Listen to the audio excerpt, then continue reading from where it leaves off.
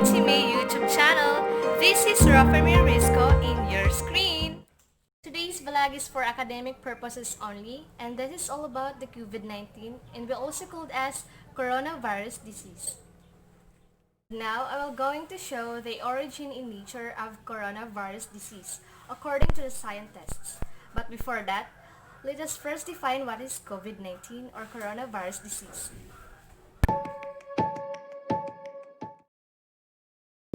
COVID-19 is a respiratory illness that can spread from person just like the flu or a cold, through the air by coughing or sneezing, close personal contact like touching or shaking hands, touching an object or surface with the viruses on it, occasionally through fecal contamination.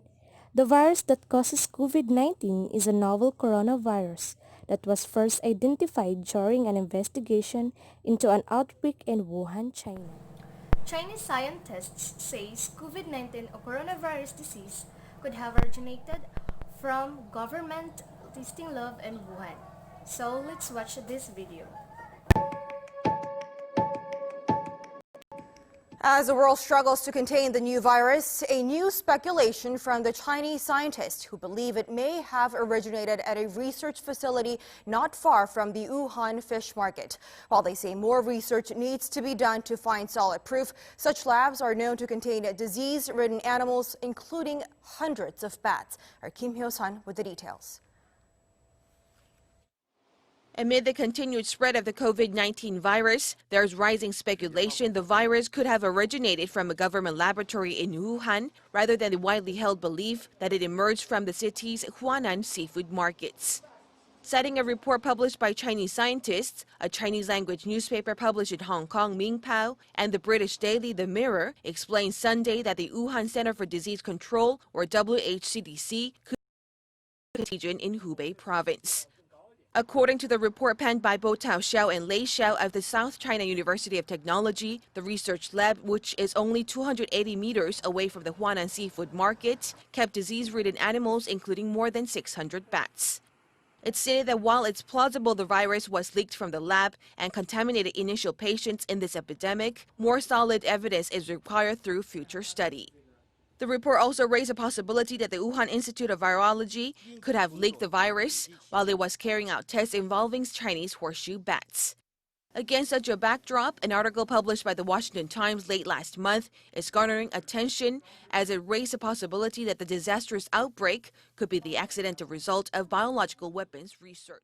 Now we're done watching the rising speculation news about the origin of COVID-19. So next, I will be showing the nature of COVID-19 according to the scientists. The novel coronavirus has been declared a global health emergency by the World Health Organization. So how are scientists responding? And what can science do to help control the outbreak?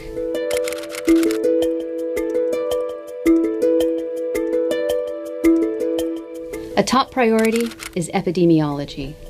Epidemiologists are on the front line trying to understand how and why the virus is spreading. They gather data on the timing and location of new cases, where new infections are coming from, and how long symptoms take to appear. These data go into models that can predict how fast the infection might spread. This is critical for both creating containment plans and assessing whether countermeasures are actually working. By looking at the patterns of spread, epidemiologists can infer the mode of transmission, such as in saliva or through the air. Epidemiologists also need to know whether people who are infected but not showing symptoms could still pass on the disease, something which would make this coronavirus harder to wipe out. Understanding the source of the virus is also important. The virus likely originated in an animal before jumping to a human host. Genetic analysis of samples taken from the market in Wuhan where the outbreak started could tell scientists which animal and help prevent future outbreaks. Understanding how the virus spreads is a vital first step for containing it. But scientists also need to know how the virus itself functions, and that is the job of virologists. Across the world, virologists are scrambling to get their hands on physical samples of the novel coronavirus. This work involves growing the virus in cultured cells and infecting animals in order to study it closely. There's lots to learn. Virologists can measure the survival time of the virus in droplets like those from a cough or a sneeze. Animal models may show how the infection actually gets passed between individuals. And working out the structure of viral proteins and the identity of the receptors they use to enter cells could inform potential treatments. The genome of the virus can also hold clues. Genetic sequences from dozens of patient samples are publicly available and have already been used to develop diagnostic tests. But actual samples in human cell cultures and animal models will be needed to test vaccines and drugs. This is where biomedical science comes in. Drug development is a slow process, so researchers are having to work fast to find therapies for this new threat. One of the most powerful tools biomedical scientists could develop is a vaccine, but this is a longer-term solution. A more imminent possibility is to inject patients with antibodies against the virus. Finding antibodies that recognize it might not be so difficult, but mass-producing enough antibodies, even for trials, could take months. Antiviral drugs are also an option. These are small molecules that interfere with viral replication, but developing them from scratch takes years. So researchers are hoping that drugs already developed to treat things like HIV could prove effective, and trials have already started. If countermeasures fail, coronavirus could become what's called endemic, recurring regularly like the flu. That would make it extremely hard to eradicate. Fighting this outbreak will require a range of scientific tools, from genetic sequencing to mathematical modeling, and for all of that, researchers need data.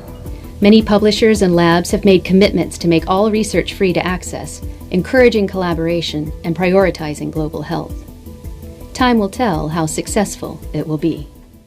Research in these areas will be key, alongside collaboration and the open sharing of data and results according to the scientists. And for the more information, let's watch the 3 animation, SARS Coronavirus 2 Virus Transmission Leading to Covid-19. Latest relevant scientific research. December 2019, China notified the World Health Organization of several cases of human respiratory illness, a disease later named Covid-19. The virus causing this disease is known as Severe Acute Respiratory Syndrome Coronavirus 2. The disease spreads through small droplets that are expelled from the nose or mouth when a person with Covid-19 coughs or exhales. Therefore, standing close to someone who is infected can put you at risk. These droplets can land on your hand and be transmitted through something as simple as a handshake, if afterwards you touch your eyes, nose, or mouth, the so-called T-zone. The virus is known to survive on different types of surfaces, so touching these contaminated surfaces and then touching your T-zone brings a high risk of infection. What we know so far: the coronavirus is spherical in shape, and its genetic material is encapsulated by different types of proteins. Some of the key structural ones are spike S protein, the most prominent feature of coronaviruses from where they get their name, then M, or membrane protein, and the so-called envelope protein. That's all for today, guys. I hope you learned about the scientific origin and nature of COVID-19. Thank you.